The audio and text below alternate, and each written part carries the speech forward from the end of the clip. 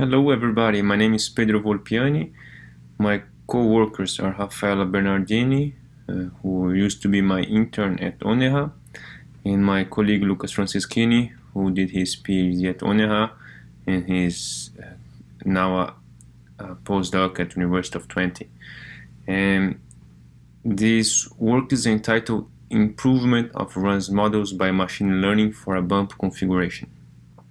The main motivation for this work is that run simulations are widely used in the engineering, but they lack accuracy in many situations. So here I show you an image of a DNS, a direct numerical simulations, on the left, and a run simulations using the Spallard-Almas turbulence model on the right. And you see that the runs simulation just over-predicts the separation region. So the XR is the reattachment point. What we really want is to improve the prediction capabilities of classic turbulence models. So in the last conference in 2021, I presented a methodology combining data simulation and machine learning, where we introduced a Bayesian-esque type correction in the turbulence model. In this conference, 2022, I'm going to present a new method that is solely based on machine learning, and our goal is to introduce an eddy viscosity correction. Keep in mind that in both cases we still need high fidelity test cases reflecting critical physics of the flow. So let's just do a recap of the 2021 work. So in this work we needed to solve the exact equations. So here my RE operator is the DNS, so these are the DNS equations, and UE is the exact solution. Then we needed to solve the model equations. In our case is the RANS equations, so UM is the model solution. And what we're going to do with the data simulation was to try to match the model solution and the exact solution by introducing a correction term. Here it's denoted an alpha term in the model equations. And after that, we're going to build a correction term as a function of available flow quantities, and we're going to do that using a neural network. And then the final step is to perform a posteriori computation using the new augmented turbulence model. And so this assimilated quantity that we chose in our previous work was based on Lucas Franceschini thesis, where he showed that if we use the Bayesian-esque correction, so that's the term FUI, basically it's a volume force term in the momentum equation, we're capable of matching basically the flow field between the simulated solution and the reference solution. And if you use more like an eddy viscosity correction, so that's the F nu tilde term in the modified eddy viscosity equation of the Turbulence-Almas turbulence model, we saw that we couldn't match as well as in the other scenario. And so that's why in last year we chose to use a Bayesian-esque correction in the case that we wanted to do, because it was a massively separated configuration. So the case that we studied last year was a periodic Hill configuration, and here I just show you how the data simulation works and its performance. So on the top we have the DNS, then in the middle we have the runs, and in the bottom we have the data simulated solution. And you see that it works really well and it reproduces really well the DNS. So the question that we want to ask ourselves is, if I have 3 DNS configurations, am I capable of predicting another case?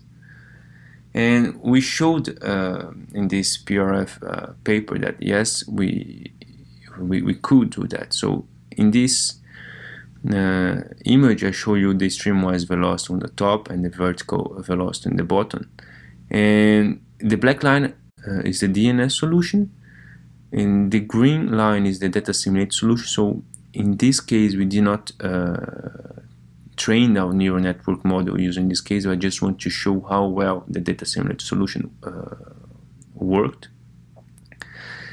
Then we have in blue dotted line the classic SR-runs solution, and in the red we have our augmented and neural network based runs solution. You see that it works really well either for the streamwise velocity and also for the vertical velocity. What I didn't mention is that this methodology that we're using it has two main drawbacks. Okay, so the first one, it's because we need to solve not only the direct runs problem, but also an adjoint problem, which can be quite complicated to implement. And the second drawback is, as you can see in the figure on the left, is that we need to, in order to decrease the cost function, we need to perform hundreds of simulations. So in order to match the flow field, the exact flow field, we need to run at least 200 simulations. So I'm talking about at least 200 direct and adjoint problems. And this can be quite costly, okay? I was wondering if I could do something simpler, and the easiest thing that I came up with was to just use an eddy viscosity correction. And so here, note that if I know this turbulent viscosity discrepancy, so that's my red term in the momentum equation, then I do not need to transport any other turbulence quantity. And that's what we're trying to do here in this work. So the nut-SA is the spiral eddy viscosity, and now we're going to try to predict the eddy viscosity discrepancy, so the delta nut, the red term, using LES statistical data. And we can compute the total LES turbulent eddy viscosity by using this equation that I'm showing here. And the configurations that we're interested in this study is the family of bumps from Matai and Derby from 2019. And so here I just want to give a quick introduction of how we perform the runs simulations. So we have on the left an inlet condition, on the bottom we have a wall no-slip condition, on the right we have a outlet condition, and on the top initially we imposed an slip wall, but as we can see in the figure, the CP profile, the blue line, doesn't really match the LES data. I wasn't sure about the exact boundary condition that was used in the LES, so what we really did was to make a shorter domain, and we imposed the exact quantities as in the LES in the top boundary. And that's the green line that you can see, and you see that at least for the CP it works better than previously. So now we can compute our delta nut, and here I'm showing you the nut LES for three different cases, H20, 31, and 42. Note that the height, the bump height is increasing, and I show you in the image of the middle the nut SR, so computed using the Spiral-Helmholtz turbulence model, and on the right I show you the difference between these two eddy viscosities. So, and you see that to predict this can be quite difficult because they differ quite a lot from these three cases. Our goal is to try to correct the nut SA, so the eddy viscosity given by the Spiral-Helmholtz turbulence model.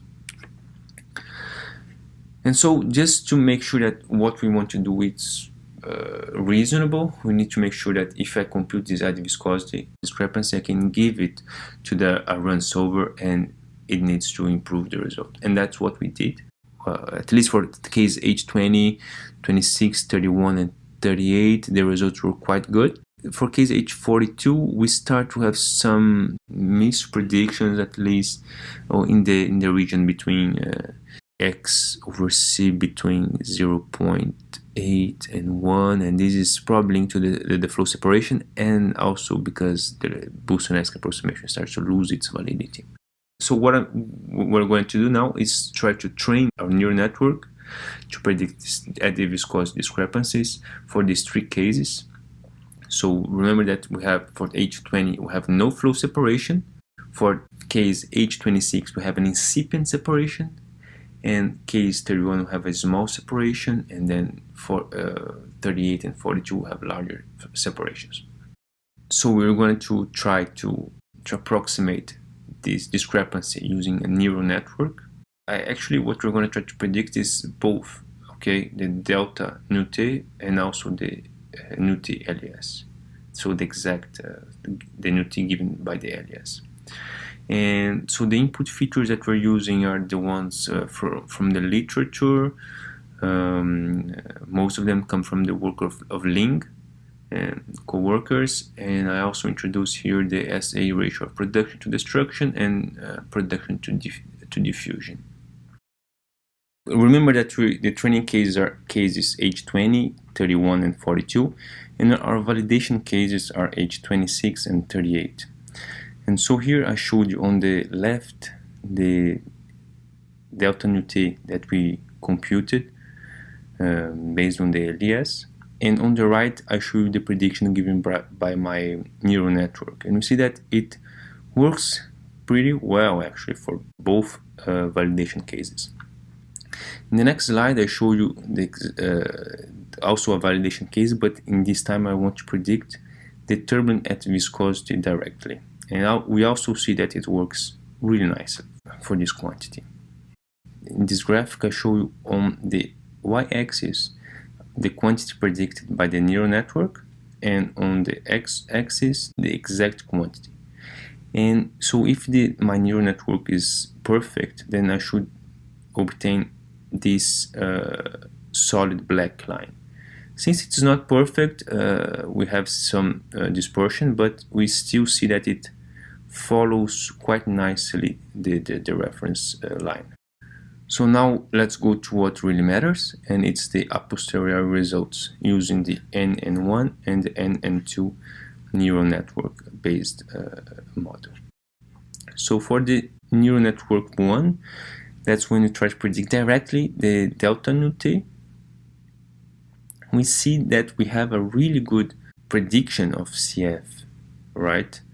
For both cases. So on the left I have the case where we have an incipient separation, case H26, and on the right we have the H38 case, so that's the case where we have flow separation, and we also capture both separation and reattachment positions. So that is really cool.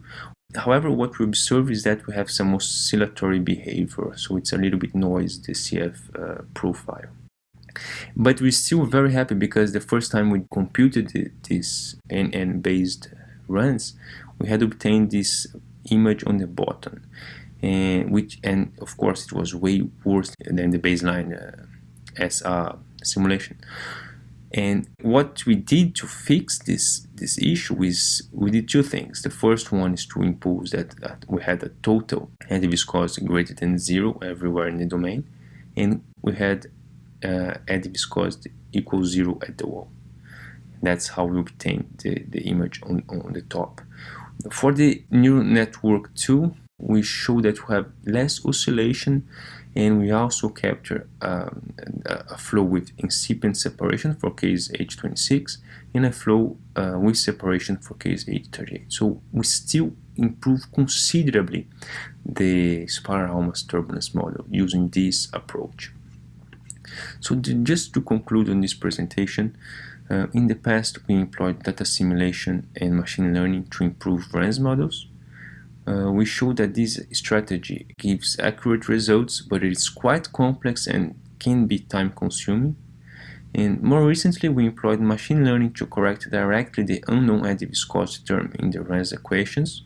The advantages are that it's a very simple method, it's fast, and there's no need to transport any turbulent variables. Although it's not perfect, the new neural network-based model improved both CP and CF predictions. And I'd like to conclude that machine learning-based turbulence models can be used to improve CFD capabilities. So if you're more interested in my work, you can please have a look in these two publications. The first one from 2021 was published in the Physical Review Fluids journal, and the most recent one from 2022 was published in the International Journal of Heat and Fluid Flow. Thank you very much.